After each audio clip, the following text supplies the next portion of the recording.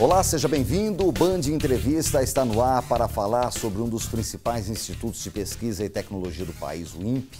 Criado em 1961, sediado em São José dos Campos, voltou ao noticiário há poucas semanas com a substituição do diretor devido à divergência na divulgação de dados sobre desmatamento junto ao presidente da República. Quem deixou o cargo foi o físico e engenheiro professor Ricardo Galvão, que gentilmente atendeu o nosso convite e está aqui em nossa bancada. Obrigado pela presença, professor. Professor que é professor titular do Instituto de Física da Universidade de São Paulo, a USP. O professor Galvão é membro da Academia Brasileira de Ciências e foi, além de diretor do INPE, diretor do Centro Brasileiro de Pesquisas Físicas. Comigo, em mais uma semana, o jornalista Elcio Costa. Obrigado, Elcio. Professor Galvão, mais uma vez, obrigado pela presença. Em meio a tantas crises do nosso país, a gente já cansou de ouvir falar em contingenciamento, em redução de orçamento, e a pasta da Ciência e Tecnologia, os institutos, historicamente sofrem com isso. Para o senhor, está faltando um pouco mais de condição para os institutos brasileiros produzirem ainda mais, já que são reconhecidos mundialmente? Bom, primeiramente eu devo dizer que é uma satisfação enorme estar aqui com vocês, me dar a oportunidade de explicar um pouquinho sobre a questão da ciência e tecnologia no Brasil e também a questão do INPE. Na verdade, a ciência brasileira progrediu muito nos últimos 30 anos. Nós passamos de uma produção científica de menos de 0,4% de toda a produção científica mundial a quase 2% agora.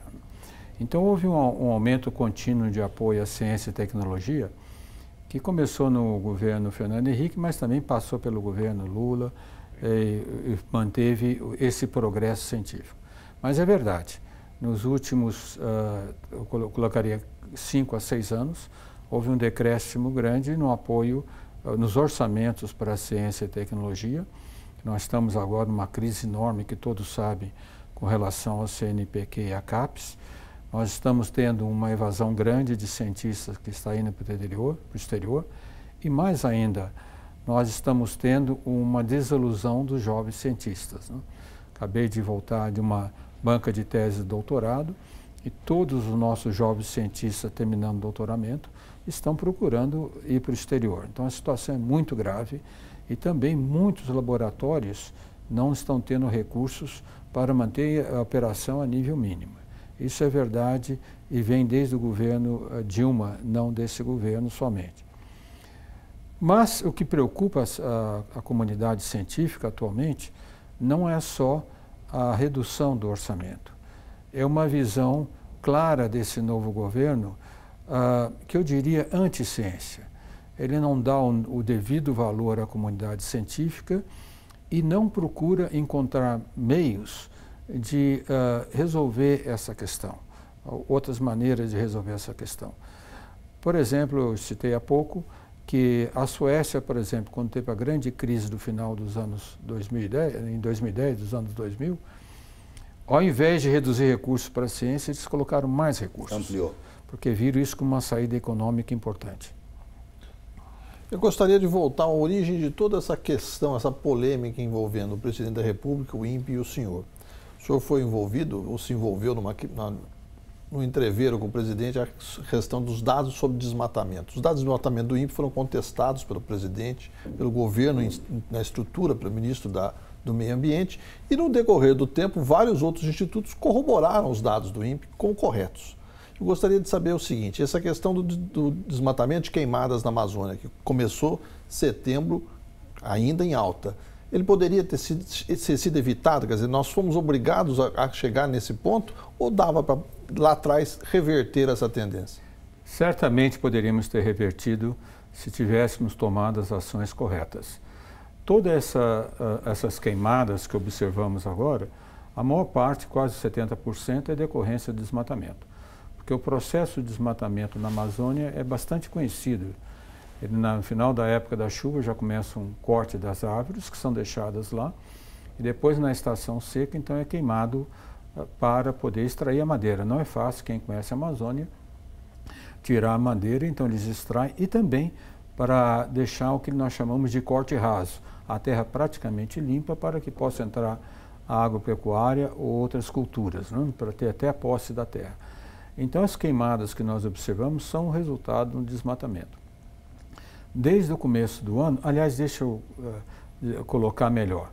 Desde 2014, nós temos visto um crescimento que no começo lento, mas foi aumentando até o ano passado, da taxa de desmatamento.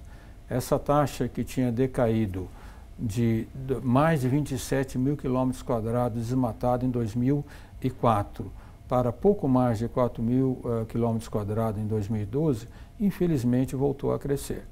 Nós tivemos no ano passado da ordem de 7.500 quilômetros quadrados desmatados e esperamos, não temos os dados consolidados ainda, mas esperamos que esse desmatamento seja ainda maior esse ano.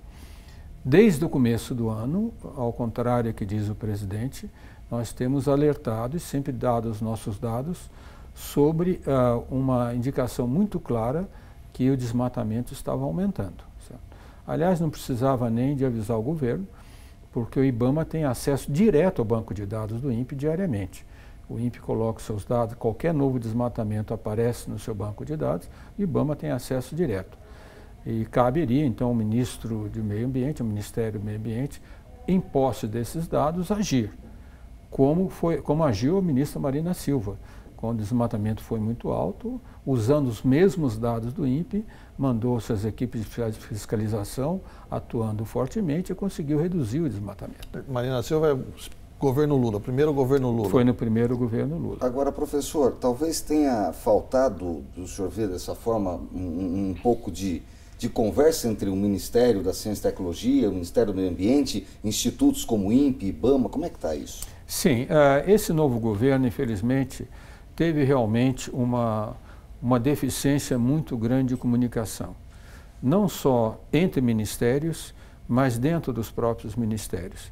No Ministério de Ciência e Tecnologia, nós observamos falhas de comunicação entre as diferentes secretarias.